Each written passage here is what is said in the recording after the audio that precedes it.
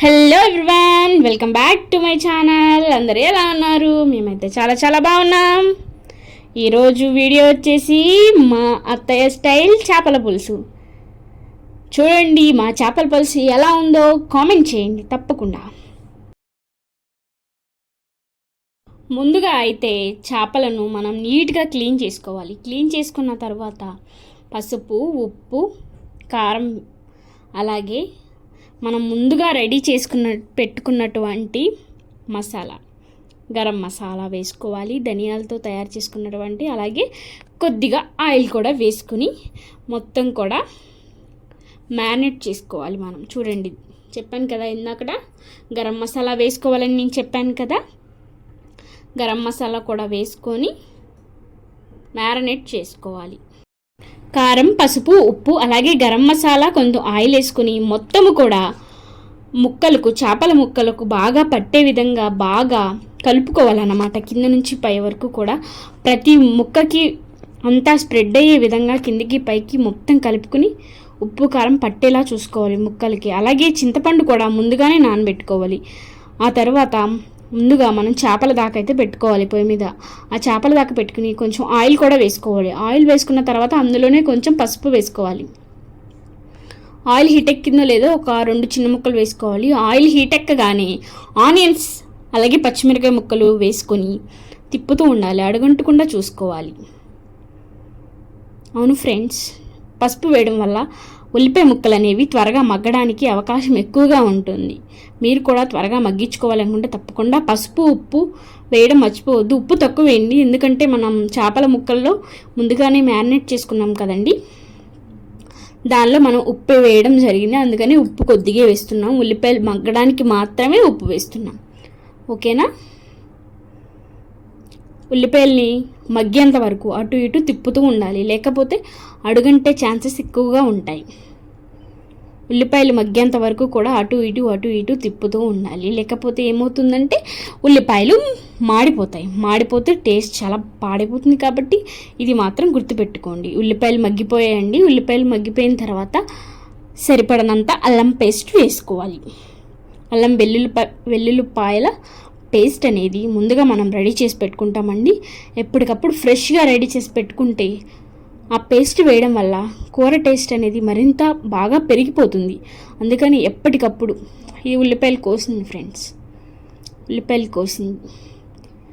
ఉల్లిపాయల కన్నా దాని నుంచి వచ్చే వేస్టే ఎక్కువ ఉంటుంది, ఉల్లిపాయలే తక్కువ వస్తాయి. ఉల్లిపాయలు, అల్లం వెల్లుల్లిపాయ పేస్ట్ అయిపోయిన తర్వాత మనం మ్యారినేట్ చేసి పెట్టుకున్నటువంటి చేప ముక్కలను జాగ్రత్తగా పెట్టుకోవాలండి. చేపల దాకలో మొత్తం కూడా ఎలా పెడితే అలా పెట్టకూడదు, చికెన్ లాగా వేయకూడదు. అవి అనేది సర్దుకోవాలండి. చేపల ముక్కలు చెదిరిపోతాయి. కాబట్టి ఈ విషయం మాత్రం గుర్తుపెట్టుకోండి, జాగ్రత్తగా వేయండి. చేపల ముక్కలు వేసేటప్పుడు అన్నీ కూడా చక్కగా నీట్గా పేర్చాలండి. చేపల ముక్కలు వేసేటప్పుడు ముందుగా అయితే చేపల పులుసు అనేది రెడీ చేసుకోవాలి మనం. ఎందుకంటే మనం పులుసుతో పాటుకు పోస్తే ఏమవుతుందంటే చింతపండు కూడా పడే అవకాశం ఉంటుంది. కాబట్టి ముందుగా చింతపండు పులుసు అనేది పక్కన రెడీ చేసి పెట్టుకోవాలండి. చూసారా, అలా చేయడం వల్ల ఏమవుతుందంటే చింతపండు తొక్కలు అనేవి పడకుండా ఉంటాయి. కాబట్టి అలా చింతపండు రసాన్ని తీసుకొని చేపల పులుసులో వేసేసుకోవాలండి. చేపలు వేసిన తర్వాత ఏం చేయాలంటే గరిటె పెట్టి అస్సలు తిప్పకూడదండి. ముక్కలు అనేవి చెదిరిపోతాయి, ముక్కలుగా కట్టయిపోతాయి. కాబట్టి మీరు ఎప్పుడు ఈ విషయం గుర్తుపెట్టుకోండి. చేపలు వేసిన తర్వాత మాత్రం గరిటె పెట్టి కదపకూడదండి, అలా కుదుపుకుంటూ ఉండాలి. పెద్ద క్లాత్ తీసుకొని అలా అలా అలా అలా కుదుపుతూ ఉండాలి. అప్పుడే చాలా బాగుంటాయి చేపల ముక్కలు. లేకపోతే ముక్కలు చల్లా చెదిరైపోయి ముక్కలు కట్ అయిపోతాయి. చికెన్లా కాదు కదండి, చేపల్లో ముళ్ళు ఉంటాయి. కాబట్టి అలా కట్ అయిపోవడం వల్ల ముళ్ళులు అనేవి కూరలో ఉంటాయి. అప్పుడు తినేటప్పుడు చూడకుండా తిన్నా చాలా ఇబ్బందులు ఫేస్ చేయాల్సి వస్తుంది. కాబట్టి అలా చేయకూడదండి. చేపలు వేసిన తర్వాత ఇలా కదుపుతూ ఉండాలి, కుదుపుతూ దాకని ఇలా షేక్ చేస్తూ కిందికి పైకి కలిసే విధంగా కుదుపుతూ ఉండాలండి. చూడండి కూర ఎంత టెంప్టింగ్గా ఉందో చూసారా. చూడండి, ఉడుకుతుంటేనే నోట్లో లాలాజలం ఊరిపోతుంది. ఇలా ఈ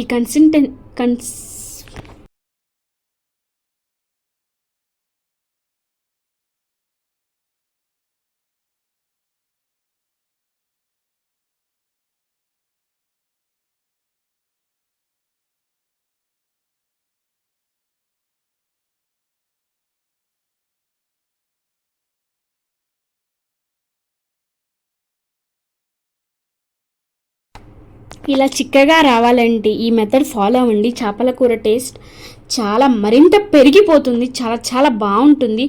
లాస్ట్లో ఇలా అయిపోతుందండి, కొంచెం గుజ్జు గుజ్జుగా తయారవుతుంది కూర. మనకు ఒక చేపల పులుసు ఎక్కువ టైం పట్టదండి, మ్యాక్సిమం త్వరగా ఫినిష్ అయిపోతుంది. ఇలా రాగానే అప్పుడు మనం కొత్తిమీర, కొంచెం గరం మసాలా వేసుకుని స్టవ్ ఆఫ్ చేసేస్తే చాలా చాలా బాగుంటుందండి. కూర కలర్ చూసే కడుపు నిండిపోతుందండి, అంత బాగా కుదిరిందండి. కూర టేస్ట్ మాత్రం చాలా చాలా బాగుంది. మీరు కూడా ఇలా ట్రై చేయండి, చాలా చాలా బాగుంటుంది చేపల కూర. చూడండి ఎంత బాగుందో, చూసారా?